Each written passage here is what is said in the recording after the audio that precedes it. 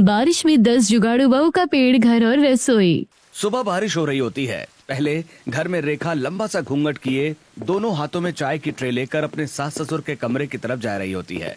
घूंघट इतना बड़ा होता है कि उसे सामने कुछ दिखाई नहीं देता। अचानक उसका पैर चौखट से टकरा जाता है और पूरी चाय की ट्रे नीचे गिर जाती है। चाय पूरे फर्श पर फैल जाती है। मधुबाला गुस्से में बाहर निकल आती है, जबकि शिल्पा भी रसोई से दौड़कर आ जाती है। माफ कर दीजिए पापा जी, मुझे घूंघट की वजह से कुछ दिखाई नहीं दिया। अरे बहू संभल कर। जरा सा घूंघट क्या कर लिया, आंधी हो गई है क्या? हमारे जमाने में तो इससे भी दुगना लंबा घूंघट करके चलते थे, पूरे घर का काम करते थे, फिर भी कभी कुछ नहीं करता था। मम्मी जी, गलती घूंघट की वजह से हुई है। तुम बीच में मत बोलो। मम्मी जी, ये 2026 है, आजकल गांव भी शहर से कम नहीं है। इतना बड़ा घूंघट करके पूरे घर में चलना बहुत मुश्किल होता है। अगर थोड़ा छोटा घूंघट हो तो आराम से काम कर सकती हूँ। अच्छा, अब तुम दोनों मुझे ही सिखाओगी, हर बात पर विरोध करती रहती हो। दोनों बहुएं चुपचाप नीचे गिरी चाय साफ करने लगती हैं, जबकि मधुबाला गुस्से से उन्हें घूरती रहती है। दूसरे घर में रिया और प्रियंका बच्चों चिंटू और पिंकी को तैयार कर रही होती है। दोनों बच्चे बारिश रुकने के बाद बाहर खेलने की जिद कर रहे होते हैं। बिमला और महेश बरामदे में बैठे ये सब देख रहे होते हैं। मम्मी जी, बच्चों को बाहर लेकर जाऊं क्या? पूरे दिन घर पे रहते हैं। हम दोनों साथ रहेंगे तो इन्हें भी अच्छा लगेगा। इतनी भी क्या जरूरत है बाहर जाने की? बाहर जाओगी कितने मर्द देखेंगे। बहुओं को घर से बाहर घूमने की कोई जरूरत नहीं है। मम्मी जी, आजकल गांव की औरतें भी बाहर निकलती हैं, बच्चे भी पूरे दिन घर में बंद रहते हैं। बस मुझे कोई सफाई मत दो, घर का काम करो। दोनों बच्चे उदास होकर खिड़की से बाहर बारिश देखते रहते हैं, जबकि दोनों बहुएं मायूस होकर वापस रसोई में चली जाती हैं। तीसरे घर में नेहा और सीमा रसोई में सब्जी काट रही होती हैं। सास और ससुर चारपाई पर बैठे होते हैं। मम्मी जी, मैं आगे पढ़ाई करना चाहती हूँ। अगर दीदी पढ़ लेगी तो घर की आमदनी भी बढ़ जाएगी। बेटे बाहर जाकर मजदूरी कर रहे हैं, इतना काफी नहीं है क्या? बहुओं को पढ़ाई करके क्या करना है? पढ़ लिख कर नौकरी कर लूंगी तो घर का सहारा बन जाऊंगी। ज्यादा पढ़ाई से बहुओं के पर निकल आते हैं। मम्मी जी, पढ़ाई गलत तो नहीं होती? आज के बाद किताबों का नाम भी मत लेना। नेहा चुपचाप अपनी किताब उठाकर संदूक में रख देती है। उसकी आंखें नम हो जाती हैं। चौथे और पांचवे घर में भी लगभग यही माहौल होता है। दिव्या, निहारिका, योगिता और पूजा अपने अपने घरों में कुछ नया करना चाहती हैं, लेकिन सरिता, पूनम, प्रीतम और दिनेश हर बार उन्हें रोक देते हैं। मम्मी जी, मैं सिलाई सीखना चाहती हूँ। हमारे घर की बहुएं बाहर नहीं जाती, घर बैठे भी तो काम कर सकते हैं। बहस मत करो। मम्मी जी, बाजार से सामान ले आओ। बहुओं का बाजार में घूमना अच्छा नहीं लगता, लेकिन घर का सामान खत्म हो गया है। जितना कहा जाए उतना ही करो, सामान राघव ले आएगा।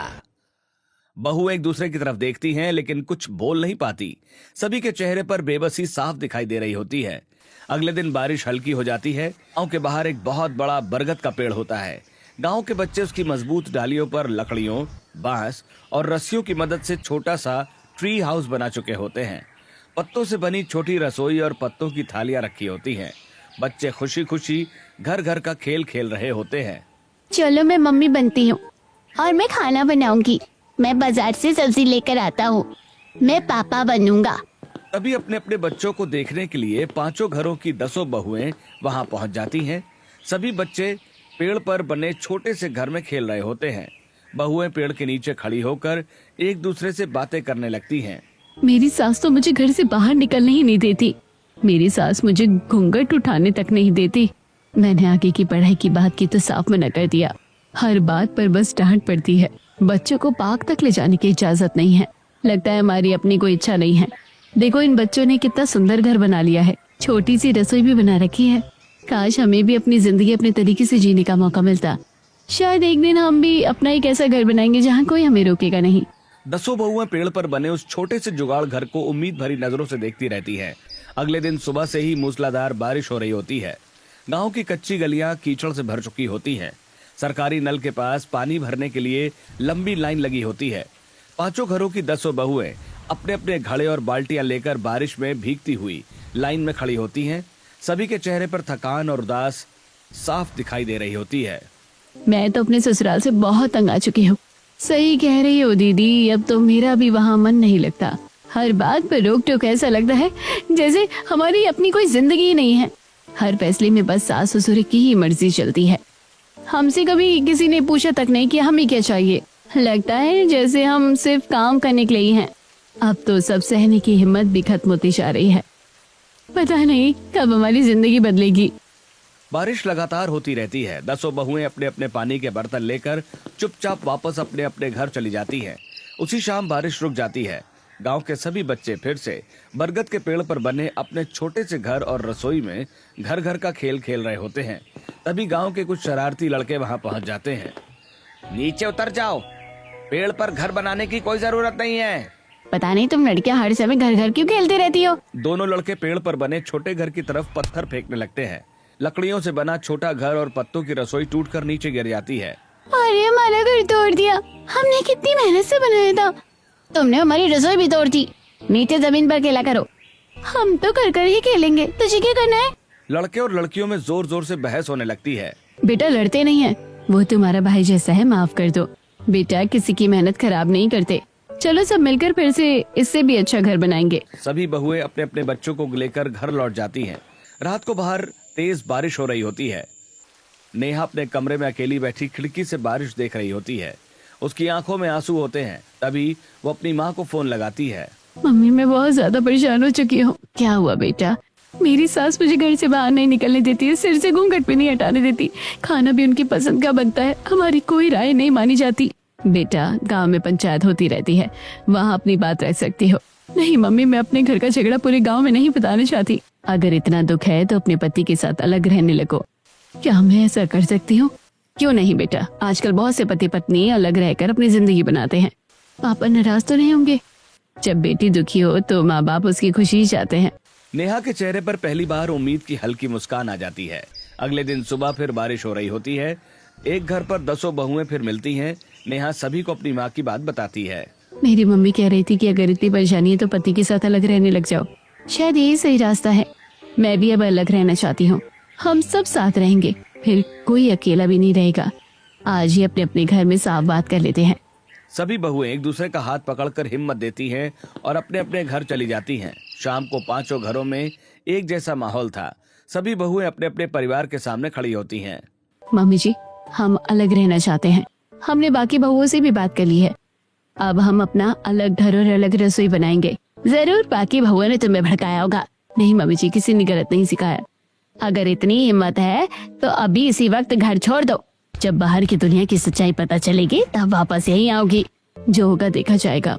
10 बहुएं अपने अपने छोटे छोटे बैग तैयार करती हैं। उनके 10 पति भी उनका साथ देने के लिए आगे आ जाते हैं। पूरा गांव उन्हें जाते हुए देखने लगता है। गांव के बाहर तेज बारिश शुरू हो जाती है। 10 बहुएं और उनके 10 पति बैग लेकर गांव छोड़ रहे होते हैं। तभी गांव के सबसे सम्मानित बुजुर्ग बाबा लकड़ी की लाठी लेकर सामने आ जाते हैं। अरे बेटा, कहाँ जा रहे हो तुम सब? लेकिन गुस्से और दुख में डूबी बहुएं उनकी बात सुने बिना आगे बढ़ जाती हैं। रहने दीजिए बाबा जी, जहाँ जाना है जाने दीजिए इन्हें। गांव की परंपरा माननी ही नहीं है इन्हें। भगवान इन्हें सही रास्ता दिखाए। गांव से दूर घने जंगल में पहुंचते ही मूसलाधार बारिश शुरू हो जाती है। 10 पति और 10 बहुएं 2 बड़े बड़े पेड़ों के नीचे जाकर बैठ जाते हैं। आधे लोग एक पेड़ के नीचे और बाकी दूसरे पेड़ के नीचे बारिश से बचने की कोशिश कर रहे होते हैं। चारों तरफ बिजली चमक रही होती है। ऐसे तो काम नहीं चलेगा। इतनी मूसलाधार बारिश में हमें घर का भी कुछ इंतजाम करना पड़ेगा। दीदी याद है बच्चे पेड़ पर घर बनाकर खेल रहे थे? हाँ तो क्यों ना हम भी इसी बड़े पेड़ पर अपना घर और रसोई बना ले। अरे भला ऐसा भी कहीं होता है क्या? जब छोटे बच्चे कर सकते तो हम क्यों नहीं? हमारे पास तो उनसे ज्यादा समझ है। बारिश रुकते ही हम पेड़ों पर अपना घर बनाना शुरू करेंगे। सही कहा, अब बचपन का वही खेल हमारी असली जिंदगी बनने वाला है। सभी बहुएं बारिश के बीच उस विशाल पेड़ की तरफ उम्मीद भरी नजरों से देखने लगती हैं। पहली बार उन्हें लगता है कि शायद यही पेड़ अब उनका नया घर बन सकता है। अगली सुबह भी आसमान में काले बादल छाए होते हैं। हल्की हल्की बारिश लगातार हो रही होती है। जंगल के बीच विशाल बरगद के पेड़ के नीचे 10 बहुएं और उनके 10 पति खड़े होते हैं। तेज बारिश की वजह से किसी को मजदूरी, सब्जी बेचने या खेतों में काम नहीं मिला होता। सभी फैसला करते हैं कि आज पूरा दिन अपना नया घर बनाने में लगाएंगे। आज मजदूरी नहीं मिली तो क्यों ना अपना घर ही बना ले। हाँ, जब तक बारिश है यही हमारा सबसे बड़ा काम है। इस बरगद की मजबूत डालियां हमारा सहारा बनेंगी। दीदी जल्दी बांस पकड़ाइए, मैं इन्हें बांधना शुरू करती हूँ। जितनी मजबूती से बांधेंगे उतना सुरक्षित रहेगा। आज हमारी मेहनत ही हमारा नया घर बनाएगी। 10 बेटे जंगल में मोटी मोटी बांस की डंडियां काट कर लाते हैं। 10 बहुएं पेड़ की लंबी लटकती जड़ों और मजबूत बेलों से उन बांसों को कसकर बांधने लगती हैं। धीरे धीरे पेड़ की एक बड़ी शाखा पर झोपड़ी जैसा मजबूत ढांचा तैयार होने लगता है। कुछ देर बाद सभी लोग जंगल से बड़े बड़े तोरी के चौड़े पत्ते तोड़कर लाते हैं। बहुएं उन पत्तों को बांस के ढांचे पर एक एक करके लगाती हैं ताकि बारिश का पानी अंदर न आ जाए। पति पेड़ की मोटी डालियों के सहारे पूरे ढांचे को ऊपर से मजबूत रस्सियों से बांध देते हैं ताकि झोपड़ी न गिरे। अब ये ढांचा आसानी से नहीं हिलेगा। मैं ऊपर से आखिरी गांठ भी कस देता हूँ। एक भी जगह खाली में छोड़ना, नहीं तो पानी अंदर आ जाएगा। देखो हमारी छत तो बिल्कुल तैयार हो गई है। इसके बाद सभी लोग बांस की पतली डंडियों को एक साथ जोड़कर मजबूत फर्श तैयार करते हैं। बहुएं जंगल से मुलायम घास लाकर पूरे फर्श पर बिछा देती हैं ताकि बैठते समय बांस की डंडियां शरीर में न चुभे। दीदी बैठने की जगह तो बिल्कुल तैयार हो गई है। आज की रात हम सब यहीं आराम से गुजार लेंगे, लेकिन अभी रसोई भी बनानी होगी। भूख तो किसी का इंतजार नहीं करती। पहले ये ताजे सेब खा लेते हैं, फिर रसोई बना लेते हैं। हल्की बारिश फिर शुरू हो जाती है। क्या आपको लगता है कि 10 बहुओं को कभी एहसास होगा कि परिवार से दूर जाकर उन्होंने कितनी बड़ी गलती कर दी? क्या पेड़ वाला घर और रसोई पूरी जिंदगी उनका साथ दे सकते थे? सभी लोग उसी पेड़ की दूसरी मजबूत शाखा पर बांस की डंडियों से एक छोटा झोपड़ी नुमा ढांचा बनाना शुरू करते हैं। बहुएं फिर बड़े बड़े पत्तों से उसकी छत ढक देती है। पति पूरे ढांचे को मजबूत डालियों से कसकर बांध देते हैं ताकि वो नीचे न गिरे। नीचे बांस की मजबूत फर्श तैयार कर दी जाती है जहां खड़े होकर आसानी से खाना बनाया जा सके। ये रसोई भी अब घर जितनी मजबूत होगी। हाँ, अब बारिश भी हमारा कुछ नहीं बिगाड़ पाएगी। बस ये आखिरी पत्ता लगा दूं, फिर पानी बिल्कुल अंदर नहीं आएगा। हमारी रसोई भी तैयार हो गई है। जंगल की मिट्टी लगातार बारिश से पूरी तरह गीली हो चुकी है, इसलिए मिट्टी का चूल्हा बनाना संभव नहीं होता। तभी मोहित को जंगल के किनारे पुरानी पड़ी एक ईंट दिखाई देती है। सभी लोग मिलकर ईंटें उठा लाते हैं। बहुएं ईंटें को जोड़कर छोटा सा चूल्हा बनाती हैं और ऊपर थोड़ी मिट्टी लगाकर उसे मजबूत कर देती हैं। फिर सूखी राख डालकर चूल्हे को तैयार कर देती हैं।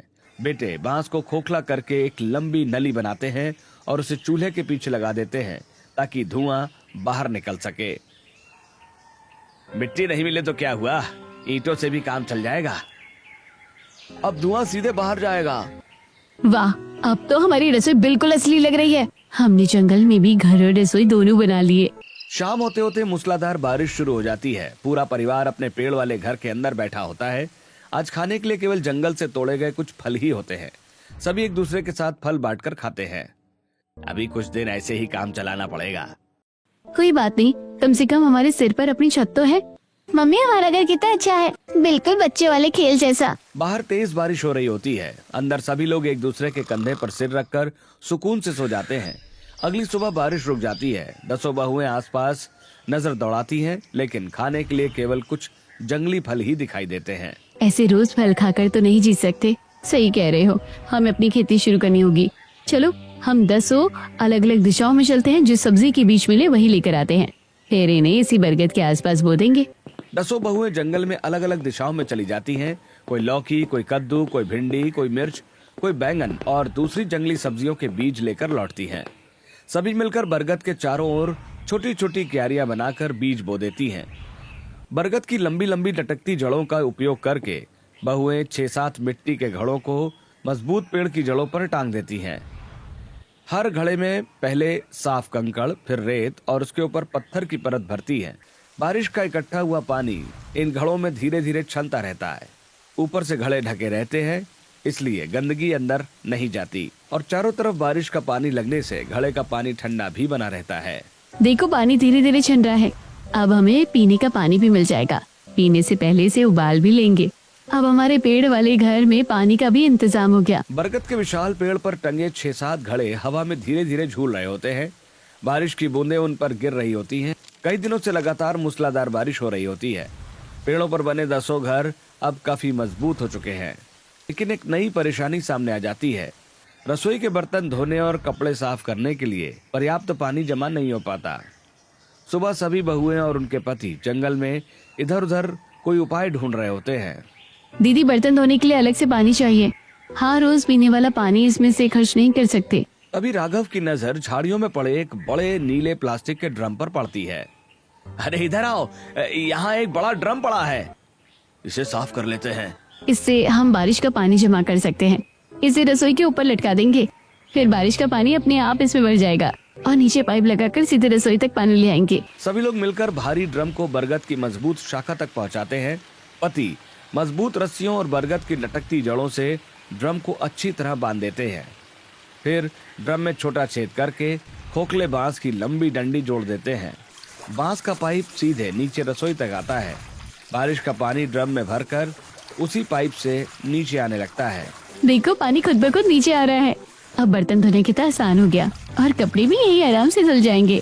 पेड़ आसपास बोए सब्जियों के बीज लगातार बारिश की वजह से बिना सिंचाई के ही बड़े हो चुके होते हैं। लौकी, तोरी, भिंडी, बैंगन, मिर्च और कद्दू की बेलें चारों तरफ फैल जाती हैं। बहुएं ड्रम के पानी को बड़े भगोने में उबालती हैं और उसी से सब्जियां अच्छी तरह धोती हैं। देखो दीदी, हमारी मेहनत रंग लाई। बिना पानी दिए ही सारी सब्जियां कितनी हरी भरी हो गई। अब हमें रोज जंगल में फल ढूंढने नहीं पड़ेंगे। इन्हें पहले धो लेते फिर खाना बनाएंगे। सभी बहुएं मिलकर ताजी सब्जियां साफ करती हैं और अपनी रसोई में खाना बनाने लगती हैं।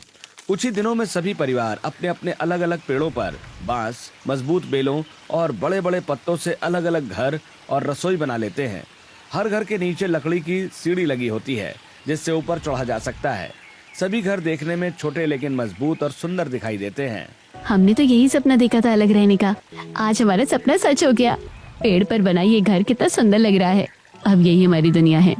एक शाम तेज आंधी चलने लगती है। हवा के साथ बड़ी बड़ी प्लास्टिक की चादरें उड़कर जंगल में आ जाती हैं। सभी लोग उन्हें पकड़ लेते हैं। जल्दी इसे उड़ने मत देना, इसे छत के ऊपर बांध देते हैं। अब नीचे पत्तों की छत रहेगी और ऊपर प्लास्टिक। अब बारिश का एक कतरा भी अंदर नहीं आएगा। सभी घरों की छत पर प्लास्टिक की दूसरी परत लग जाती है। अब उनके घर पहले से भी ज्यादा सुरक्षित हो जाते हैं। रात होते ही जंगल में घना अंधेरा छा जाता है। बिजली का कोई साधन नहीं होता। बहुएं मिट्टी के बर्तनों में सूखी पत्तियां भरती हैं।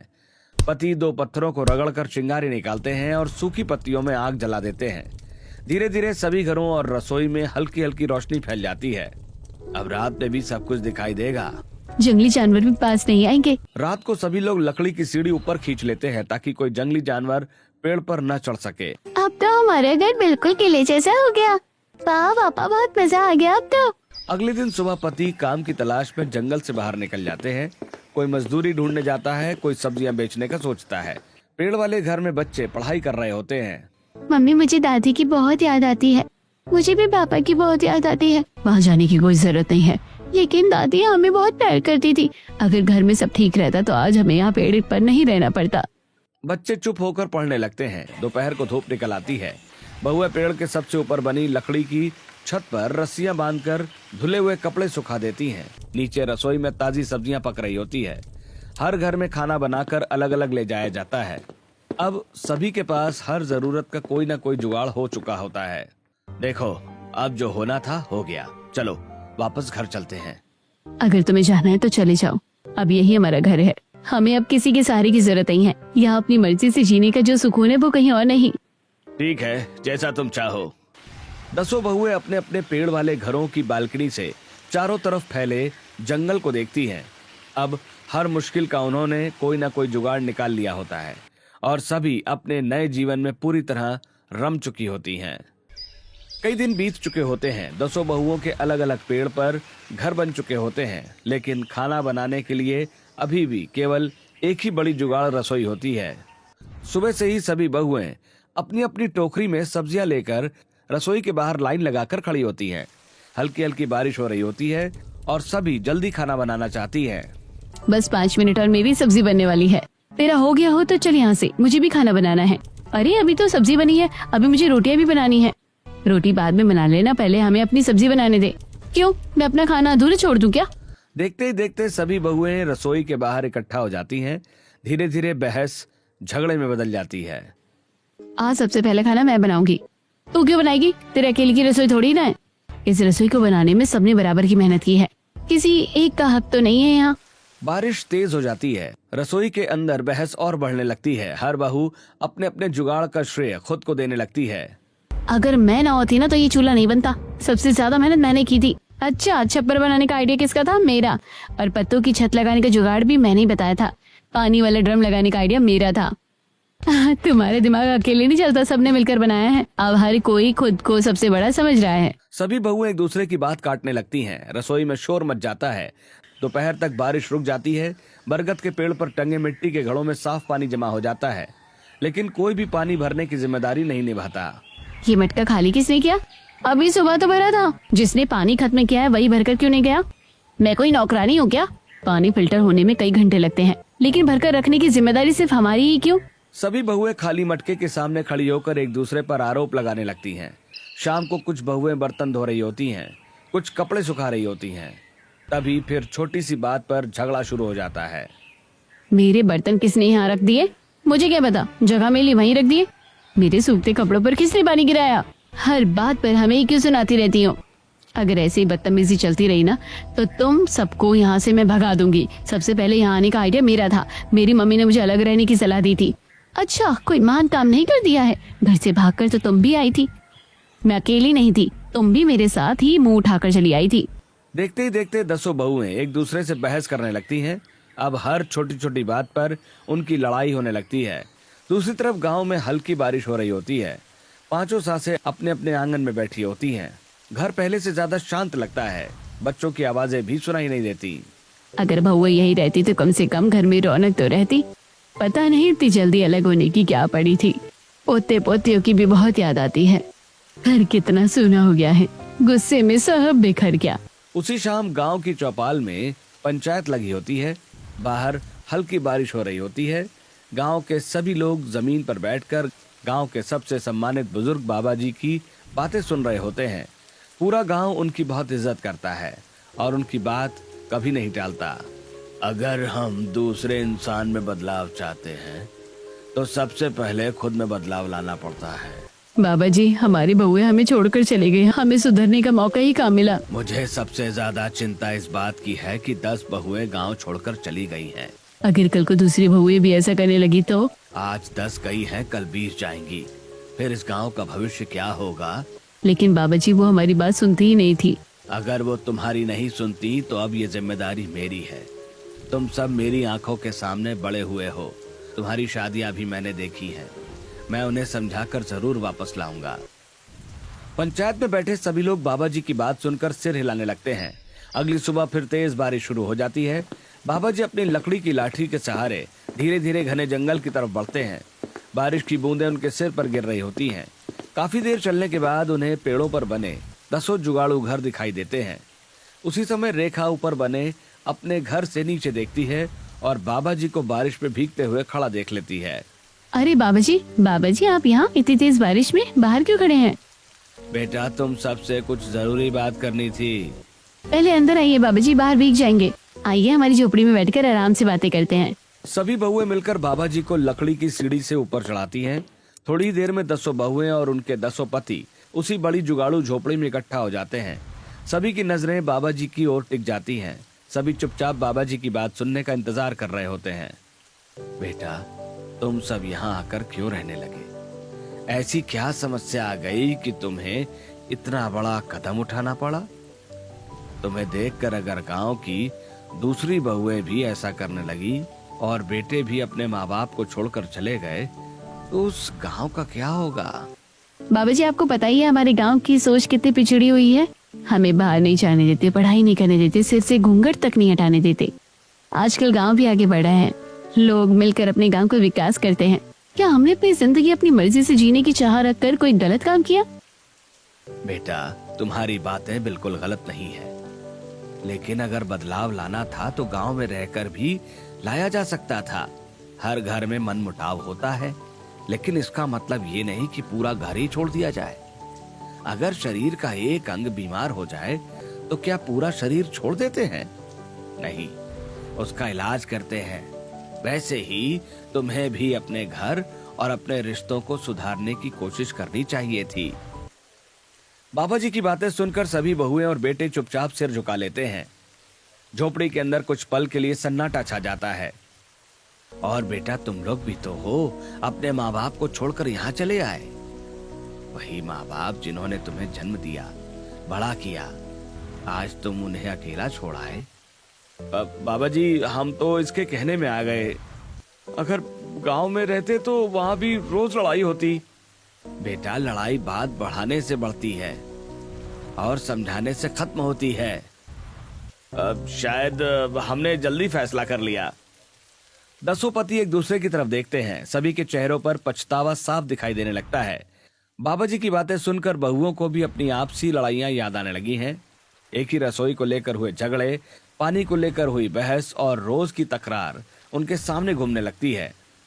बाबा जी, हम यहाँ आए थे कि चैन से रहेंगे, लेकिन यहाँ कर भी हम आपस में लड़ने लगे। एक रसोई ने हमारे बीच मनमुटाव पैदा कर दिया। देखा बेटा, जगह बदलने से इंसान नहीं बदलता।